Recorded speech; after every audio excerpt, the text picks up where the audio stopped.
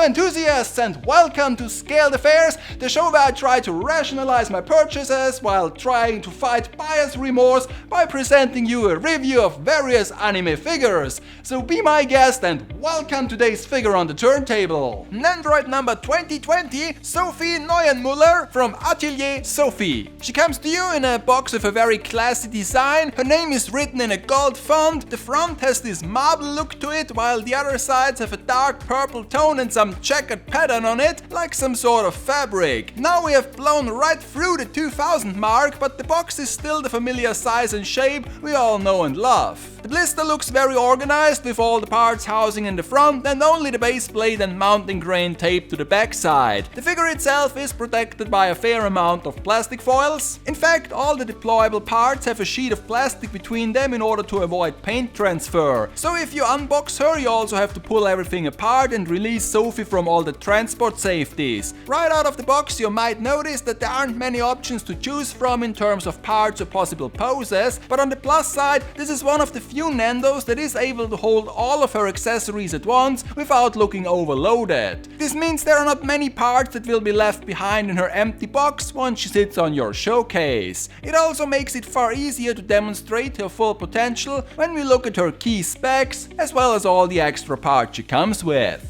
For some unknown reason, Atelier is a series that always gets very nice and detailed figures, and this Nendoroid of Sophie is not an exception. I ordered her because I instantly fell in love with her look and those vibrant colors. I know in the end it all boils down to the original character design, but in my opinion this is the level of quality and details every Nendo should have, or at least should be measured against. Sadly, besides Snow Mikos and a few other examples, we simply don't get this level of craftsmanship very often these days. And if we do, those collectibles almost push into scale figure territory when it comes to price. Her coat alone feathers an insane number of details, like all those golden ornaments, a little bag on the left side and this double layered brim. But the ornateness doesn't stop here. Skirt, underskirt, necklace and even her headpiece with the flower arrangement is simply beautiful. Even such a small piece like her backpack that is molded onto her back and can't be removed has stuff added to it that most people will never even notice, since you won't see it if you look at her from the front. The two only accessories are her magical wand and an open book. The book is molded onto a replacement hand, and although the cover has a graphical design to it, the pages are blank. This works fine if we look at her from this angle, but if you change your point of view, it looks a bit lackluster. Don't know why this was the part where they cheaped out. The stuff on the other hand is marvelous, with this clear pearl and a star in it as a highlight. Other than that, you only get a few hand gestures and angled arms to recreate certain poses from the game. Since the figure is well made with so many details, it's hard to complain, but a few more pieces like flasks or an alternative leg would have been nice. As for her facial expressions, there is an alternative where her eyes lit up with a twinkle star in it and one where she winks at you.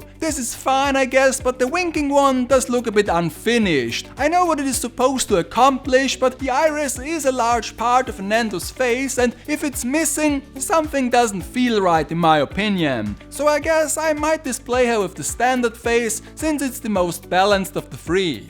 All in all, this is a fantastic looking Nendo that shows what is possible on such a small scale. So even if you aren't familiar with the source material, this might be the perfect addition if you are looking for a cute companion for your desk or for your fantasy themed collection. It's also not out of the question that there will be a Plachta Nendo as well at some point, since they would make a perfect duo. The only thing that doesn't add up quite well is her price, because with an MSRP of 8,000 yen, this is almost a third more what other current Nendos are selling for. Really makes you wonder what decides the price of a Nendo and why they have such a wide range to begin with. Next time, the second girl's frontline figure that was stuck in production hell for quite some time. Until then, thanks for watching, and hopefully we can see each other again in a new episode of Scaled Affairs, when I once again take a closer look on anime figures of all sorts.